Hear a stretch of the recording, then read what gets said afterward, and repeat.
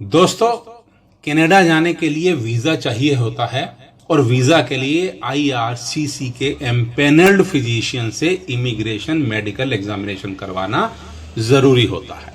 फिर चाहे वो स्टूडेंट वीजा हो, सुपर वीजा यानी पेरेंट वीजा हो या फिर पीआर का मामला हो। अब ये मेडिकल एग्जामिनेशन कैसे होता है, एम्पेनल्ड फिजिशियन का पता कैसे लगाएं, अपॉइंटमेंट बुक कैसे करें और सबसे बड़ी बात कि अप फ्रंट मेडिकल एग्जामिनेशन करवाकर आप समय की बचत कैसे कर सकते हैं, यही राज की बातें बताएगा आपका दोस्त राजेश हांडा राज।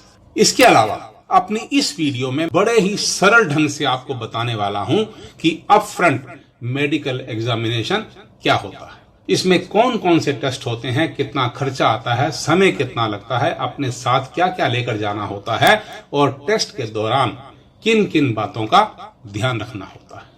दोस्तों, मेडिकल एग्जामिनेशन दो तरीके से हो सकता है, जिसमें पहला है कि वीजा एप्लीकेशन फाइल करने के बाद मेडिकल एग्जामिनेशन करवाना, यानी जो अधिकतर लोग करवाते हैं। हालांकि इस प्रोसेस में दिन कुछ ज्यादा लगने की संभावना बनी रहती है, क्योंकि जब कैनेडियन इमिग्रेशन डिपार्टमेंट आपको इंटीमेशन देता है तब आप डेजिग्नेटेड मेडिकल सेंटर पर जाकर अपने टेस्ट करवाते हैं।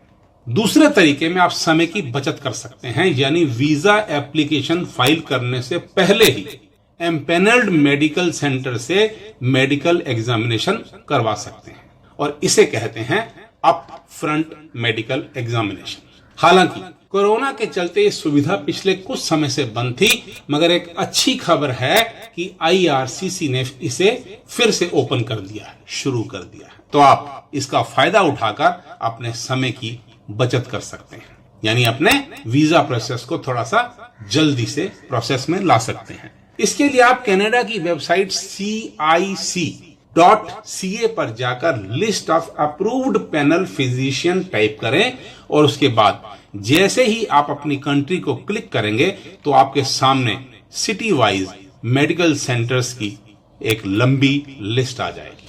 मैं नई दिल्ली में रहता हूं तो मेरे लिए दो ऑप्शन थी, शांति निकेतन स्थित साधु वासवानी मिशन मेडिकल सेंटर और लाजपत नगर एरिया में बने हुए मैक्स मल्टी स्पेशलिटी सेंटर। मैंने अपने और अपनी वाइफ के लिए साधु वासवानी मिशन मेडिकल सेंटर का चयन किया और वहां फोन कर अपॉइंटमेंट ले लिए और निश्चित दिन पर जाकर मैंने अपने टेस्ट भी करवा लिए।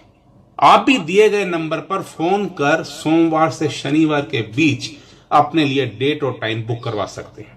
फिर निश्चित तारीख और समय पर मेडिकल सेंटर की रिसेप्शन पर जाकर बाकी फॉर्मेलिटीज पूरी करने और फीस जमा करवाने के बाद आप अपने टेस्ट करवा सकते हैं। यहां कुछ जरूरी बातें बता दूं कि ओरिजिनल पासपोर्ट के साथ साथ पासपोर्ट के पहले और आखिरी पेज की दो फोटोकॉपी अपने साथ अवश्य ले जाएं।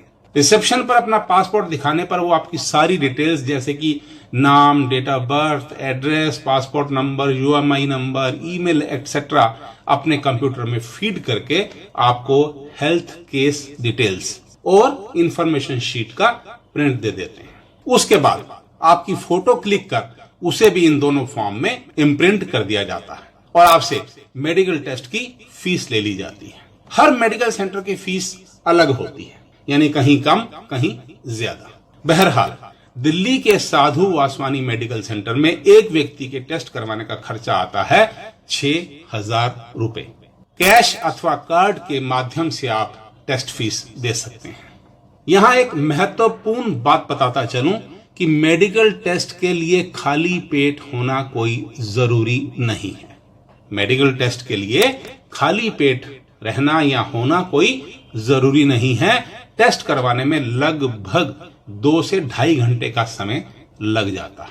मेडिकल रिपोर्ट की वैलिडिटी 1 साल की होती है, उसके बाद ये एक्सपायर हो जाती है और मेरा दोस्ताना मशवरा है कि एक्सपायर्ड मेडिकल के साथ ट्रेवल नहीं करना चाहिए, क्योंकि ऐसे में मिला हुआ वीजा कैंसिल तो नहीं होता, चाहे वो 10 साल का ही क्यों ना हो, मगर होल्ड पर जरूर चला जाता है।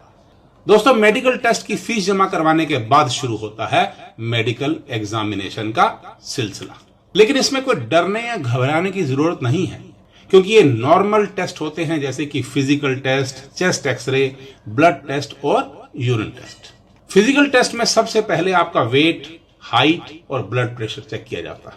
फिर डॉक्टर आपको फिजिकल एग्जामिन करते हैं और उसके बाद आपसे कुछ सवाल पूछते हैं, जैसे कि आपको या आपकी फैमिली में किसी को टीबी यानी ट्यूबरकुलोसिस या कोई अन्य बीमारी तो नहीं है, कोई सर्जरी या ऑपरेशन हुआ हो तो वो बताएं। अगर कोई इलाज चल रहा है या कुछ दवा इत्यादि ले रहे हैं तो दवा अथवा उनकी प्रेस्क्रिप्शन दिखाएं। इसी तरह के चंद और मगर जरूरी सवालात पूछने के बाद फिजिकल टेस्ट पूरा हो जाता है। यहां आपसे हेल्थ केस डिटेल्स वाला फॉर्म और पासपोर्ट की एक फोटो कॉपी ले ली जाती है। इसके बाद आप एक्सरे रूम में जाकर चेस्ट एक्सरे करवा सकते हैं, जिसमें आपको लंबी सांस लेकर थोड़ी देर रोकनी होती है और छोड़ देनी होती है, और इस तरह आपके चेस्ट एक्सरे का काम भी खत्म हो जाता है। यहां आपको अपना ओरिजिनल पासपोर्ट दिखाना होता है। अब दूसरे कमरे में जाकर रिसेप्शन से मेरी ब्लड टेस्ट की स्लिप देने पर आपका ब्लड सैंपल ले लिया जाता है और सैंपल ट्यूब पर आपकी डिटेल्स का बार कोड लगा दिया जाता है। यहां पर भी आपसे पासपोर्ट की एक फोटो कॉपी ली जाती है और आपको यूरिन सैंपल लाने के लिए बारकोड लगाकर बोतल दे दी जाती है। इस तरह से मेडिकल एग्जामिनेशन का सिलसिला समाप्त हो जाता है और आप अपने गंतव्य स्थान की ओर प्रस्थान कर सकते हैं। हाँ, एक बात का ख्याल जरूर रखिएगा कि मेडिकल सेंटर से निकलने से पहले आपने अपना ओरिजिनल पासपोर्ट और डेबिट अथवा क्रेडिट कार्ड वापस ले लिया है और वो आपके पास सुरक्षित है। अंत में आपके पास रह जाती है पेमेंट रिसिप्ट और इंफॉर्मेशन शीट या उसे एक्नॉलेजमेंट स्लिप कह लीजिए, और वीजा फाइल करते वक्त दूसरे डॉक्यूमेंट्स के साथ इसी एक्नॉलेजमेंट स्लिप को अपलोड करना होता है, क्योंकि आपकी मेडिकल रिपोर्ट आपको नहीं दी जाती बल्कि 3 से 4 दिन में IRCC के पास पहुंच जाती है। एम्बेसी में आपके पासपोर्ट और UMI नंबर से आपकी मेडिकल रिपोर्ट को लिंक कर इमिग्रेशन ऑफिसर आपकी वीजा एप्लीकेशन प्रोसेस करना शुरू कर देते हैं। आपको वीजा मिलते ही शुरू हो जाता है आपका नया सफर, नई उड़ान भरने के लिए नई मंजिल की ओर।